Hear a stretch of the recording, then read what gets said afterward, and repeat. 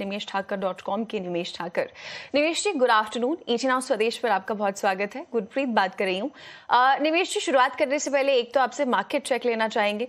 Market देखिए आज अच्छे मूड में है, अच्छी रिकवरी करता हुआ नजर आ रहा है, बढ़त के साथ कारोबार हो रहा है। ब्रॉडली देखिए आईटी स्टॉक्स में हमें अच्छी बढ़त देखने को मिल रही है, जिससे मार्केट में अच्छा सपोर्ट है।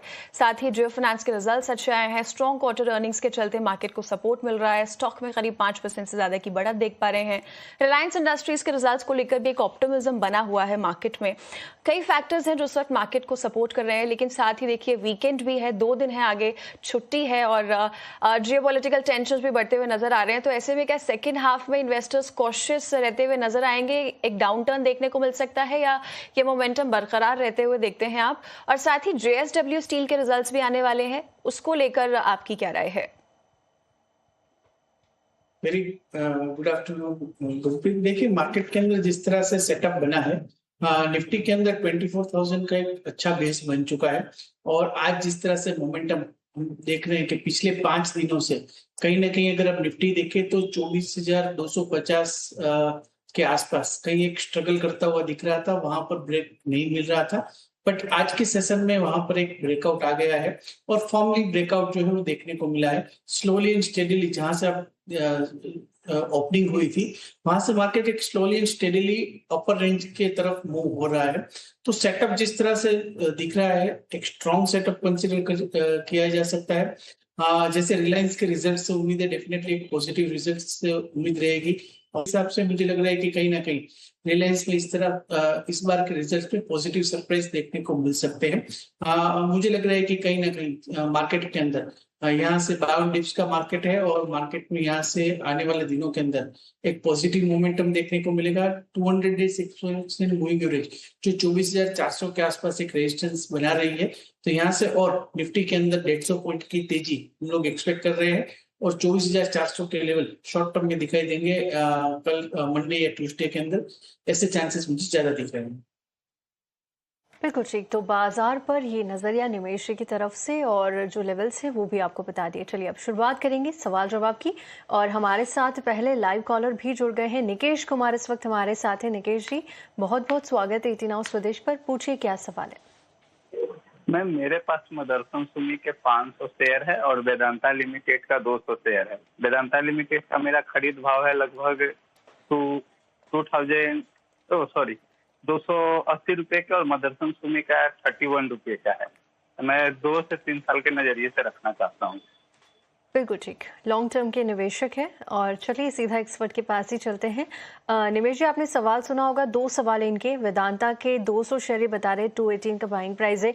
इसके अलावा मदरसन सुमी के भी इनके पास शेयर है, करीब 500 शेयर बता रहे हैं और 31 इनका बाइंग प्राइस है। वेदांता में नुकसान होता हुआ, क्योंकि आज 254 पर ट्रेड कर रहा है, 1% से ज्यादा की गिरावट है।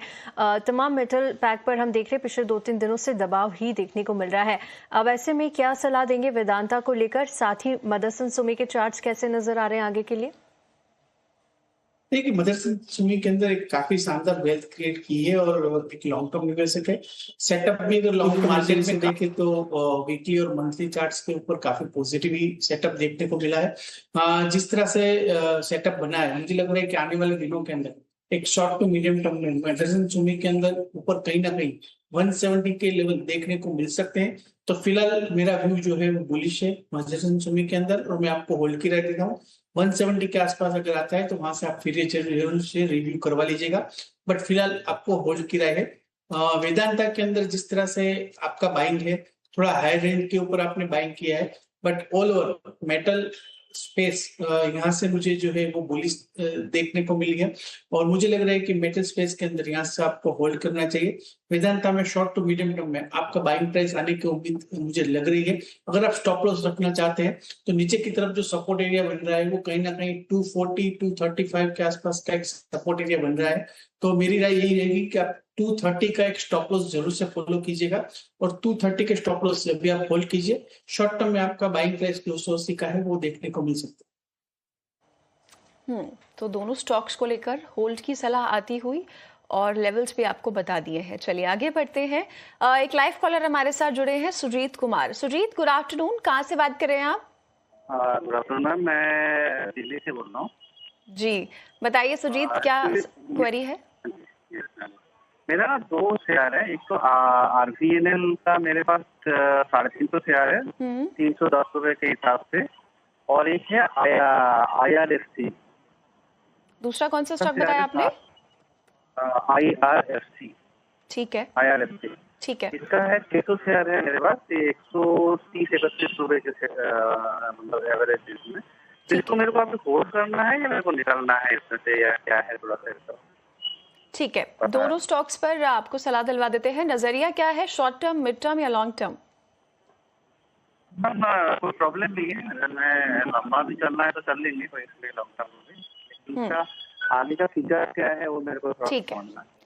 ठीक है, आपको अभी सलाह दिलवा देते हैं। निमेश जी, सवाल आपने सुना, दो स्टॉक्स को लेकर है, आरवीएनएल को लेकर और आईआरएफसी को लेकर है।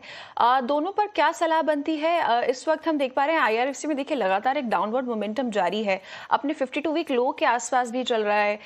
ऐसे में अभी दोनों स्टॉक्स में आपको नियर टर्म एक अच्छा मोमेंटम देखने को मिल रहा है, क्या सलाह रहेगी? देखिए, मोमेंटम तो डाउनसाइड का है दोनों स्टॉक के अंदर, बट आरबीएनएल के अंदर मुझे लग रहा है कि कहीं ना कहीं स्टॉक एक डीपली ओवरसोल्ड जोन के अंदर है। और अगर आप देखें वॉल्यूम एक्टिविटी, तो वॉल्यूम एक्टिविटी भी खास नहीं है। तो यहाँ से क्लियर इंडिकेट मिल रहा है कि यहाँ पर बाइंग इंटरेस्ट नहीं है। स्टॉक गिर इसीलिए ले रहा है कि कोई बेच रहा है, स्टॉक ज्यादा इसीलिए गिर रहा है क्योंकि बायर अवेलेबल नहीं है। और छोटी भी अगर बीच वाली आती है तो स्टॉक के अंदर ज्यादा गिरावट देखने को मिली है। मैं मानता हूं कि स्टॉक के अंदर जो स्ट्रॉन्ग सपोर्ट एरिया बन रहा है वो कहीं ना कहीं 210 200 के जोन का है। तो कहीं ना कहीं 210 तक के लेवल आपको यहाँ से देखने को मिल सकते हैं। बट कहीं ना कहीं जिस तरह से वॉल्यूम है, वॉल्यूम एक्टिविटी काफी लो है, तो ये जो गिरावट है वो एक वीक गिरावट हम लोग कंसिडर करते हैं। और मैं मानता हूं कि यहाँ से एक ट्रेंड रिवर्सल की उम्मीद बन सकती है। तो फिलहाल आपने 307 का आपका बाइंग प्राइस है। मेरी राय यही रहेगी, अगर आप ये लेवल के आसपास 210 या 200 के आसपास कोई ट्रेंड रिवर्सल मिलता है और बाइंग इंटरेस्ट आते हुए दिखता है तो वहां पर आप एवरेज कर सकते हैं।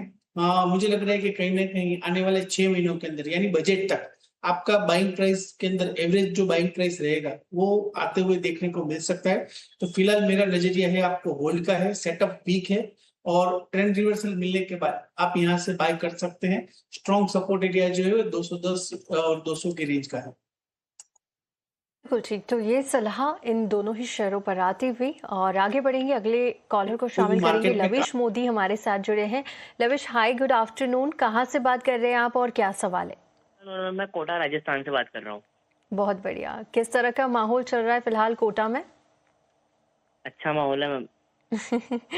ठीक है, पूछिए अपना सवाल। मैम मेरे पास सीएट टायर के 50 क्वांटिटी है, सीएट लिमिटेड। सियाट के शेयर है जी? क्या सियाट के शेयर है आपके पास, 50 क्वांटिटी है और बाइंग प्राइस क्या है आपका? मैम मेरा बाइंग प्राइस है 3970। बिल्कुल ठीक। लविश जी, नजरिया भी बताइए, कितने वक्त के लिए आप होल्ड करके रख सकते हैं? मैम मेरा दिवाली तक का व्यू है। बिल्कुल ठीक, ऑलराइट, ठीक है। सियाट को लेकर क्वेरी इनकी, और इन लेवल्स पर करीब 20,000 का नुकसान होता हुआ 3,970 पे खरीदा है। 3,555 के आसपास आज कामकाज कर रहा हुआ, वो करीब 8% की गिरावट है इसमें, क्योंकि नतीजे जारी किए हैं और बेहद ही खराब नतीजे यहाँ पर आए हैं, जिसकी वजह से 8% की गिरावट देखने को मिली। कंपनी का मुनाफा 112 करोड़ रुपए से घटकर सीधा 4 करोड़ रुपए पर आ गया है। निमेश जी, नतीजों का रिव्यू आप कैसे बताएंगे? किस तरह के नतीजे आपको लग रहे हैं, क्योंकि बेहद खराब आए हैं, इसके ऊपर आगे की परफॉर्मेंस कैसी रहेगी? और इनका जो व्यू है, ये 3 मंथ के लिए इस पर राय चाहते हैं, तो इनको भी सलाह दीजिए कि आगे इन्हें क्या करना चाहिए। क्या लॉस बुक करना पड़ेगा इस पर्टिकुलर स्टॉक में? देखिए, अगर चार्ट सेटअप आप देखें तो पिछले 1 साल से स्टॉक एक रेंज के अंदर घूम रहा है। ऊपर की जो रेंज जा रही है वो करीब 3,950 4,000 की एक रेंज जा रही है, और नीचे की तरफ जो सपोर्ट बन रहा है वो 3,000 का सपोर्ट बन रहा है। अब जिस तरह से रिजल्ट आए हैं, यहाँ से नहीं लग रहा है कि शॉर्ट टर्म में कोई ज्यादा आपको बाइंग देखने को मिलेगा। हालांकि आपका व्यू दिवाली तक का है, बट जो सेटअप है थोड़ा वीक सेटअप दिख रहा है। कहीं ना कहीं मुझे लग रहा है कि फिर से ये स्टॉक 3,000 तक के लेवल देखने को मिल सकते हैं, क्योंकि सरप्राइजिंगली कंपनी ने जो है वो लॉस, काफी लॉस जो है वो दिखाया है। तो मैं मानता हूं कि यहाँ से आपको एक बार लॉस बुक करके एग्जिट कर देना चाहिए, क्योंकि मार्केट में काफी अच्छे दूसरे स्टॉक है जहां पर एक अच्छा मोमेंटम है, तो वहां पर आप स्विच कर लीजिएगा। क्योंकि ये वीक रिजल्ट आए हैं, तो वीक रिजल्ट के चलते हुए ये स्टॉक के अंदर शॉर्ट टर्म में कोई बड़ी तेजी आ जाएगी ऐसे चांसेस नहीं लग रहे हैं। तो मेरी राय यही है कि अभी आप ये लेवल से 3550 के आसपास एक बार एग्जिट कर दीजिए, या ऊपर कोई भी अगर राइस मिल जाए तो वहां पर एग्जिट कर दीजिएगा, और फिर से ये स्टॉक आपको 3000 तक के लेवल में मिलेगा, और वो टाइम के अंदर आप कोई दूसरे अच्छे स्टॉक के अंदर ट्रेड लेके अपना लॉस जो है वो कम कर सकते हैं। ऑलराइट, तो 3550 के आसपास एग्जिट करने की सलाह। नीचे मैम मेरे पास एक्चुअली ट्रेंड का शेयर्स है। ट्रेंड का आपका 150 क्वांटिटी का है, ठीक है, और इसका प्राइस है 2913 में। ठीक है, तो ये तो अभी क्या इसका पोजीशन को होल्ड करना है या उसको, उसी के बारे में हमको जानने का था। 200 शेयर है या 150 शेयर है आपके पास? 150 शेयर्स है। 150 शेयर्स हैं। ऑल राइट, ठीक है बिशुजीत जी, देख पा रहे हैं हम आपको नुकसान हो रहा है और डेफिनेटली इस पर सलाह चाहेंगे आप। निमेश जी ट्रेंड के चार्ट्स देखेगा, और इनके पास भी देखिए 150 जो है ट्रेंड के शेयर्स हैं, और जो है हाई लेवल की बाइंग है, इसलिए नुकसान इन्हें हो रहा है। 2913 पर इन्होंने खरीदा है। ऐसे में क्या सलाह बन रही है ट्रेंड को लेकर? अभी आगे अच्छा मोमेंटम देख पा रहे हैं, क्योंकि चार्ट्स तो काफी स्टैगर्ड नजर आ रहे हैं। लास्ट 1 मंथ में हम देख रहे हैं करीब 8% स्टॉक गिरा है, लेकिन लास्ट 6 मंथ्स में एक अपवर्ड मोमेंटम रहा है। तो ये ऑनवर्ड अपवर्ड साइड जारी है स्टॉक में। आगे कैसे देख रहे हैं, और बिशुजीत के लिए क्या सलाह रहेगी? देखिए, मुझे लग रहा है कि आपका जो बाइंग प्राइस है वो एक सपोर्ट एरिया के पास आपने बाइंग किया हुआ है। मार्केट में अगर आप देखें तो stock 200 days exponential moving average के पास ट्रेड कर रहा है, यहाँ पर कंसोलिडेट हो रहा है। एक हम लोगों ने लास्ट वीक के अंदर एक अच्छा गैप डाउन ओपनिंग देखा था, और उसके बाद कहीं ना कहीं जो फॉलो अप सेलिंग जो है वो नहीं आते हुए देखा है। तो वो कहीं ना कहीं एक इंडिकेट करता है कि स्टॉक के अंदर यहाँ से ट्रेंड रिवर्सल की उम्मीद है, एक स्ट्रॉन्ग सपोर्ट के पास। तो फिलहाल मैं आपको होल्ड की राय देता हूँ। मुझे लग रहा है कि आपको 2800 के स्ट्रिक्ट स्टॉप लॉस से अभी ट्रेंड के अंदर होल्ड करना चाहिए।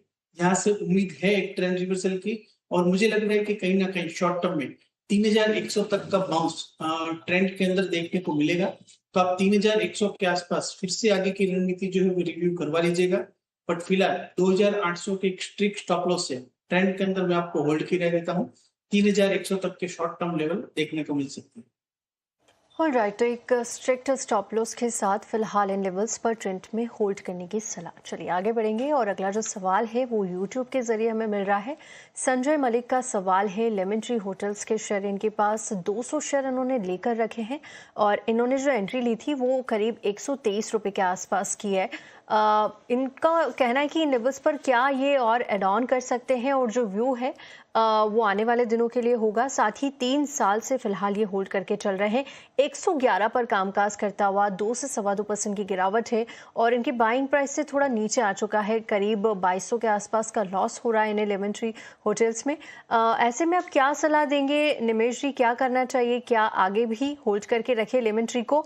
देखिए, अगर चार्ट्स पे नजर डाल रहे तो मार्च तक बढ़िया इसमें गिरावट ही देखने को मिली थी, लेकिन एक रिकवरी का अटेम्प्ट आया। उसके बाद अगेन जून में नीचे की तरफ जाता हुआ फिर एक रिकवरी, लेकिन जुलाई में हम फिर से देख पा रहे हैं कि डाउन ट्रेंड की तरफ जाता हुआ ये शेयर नजर आ रहा है। कैसे देख रहे हैं आप आगे की चाल को? देखिए, मेरी राय यही है कि अगर एक बार लॉस बुक करके एग्जिट कर देंगे तो बेटर रहेगा। चार्ट सेटअप काफी वीक है, स्टॉक बार बार 120 125 के आसपास एक रेजिस्टेंस फेस कर रहा है।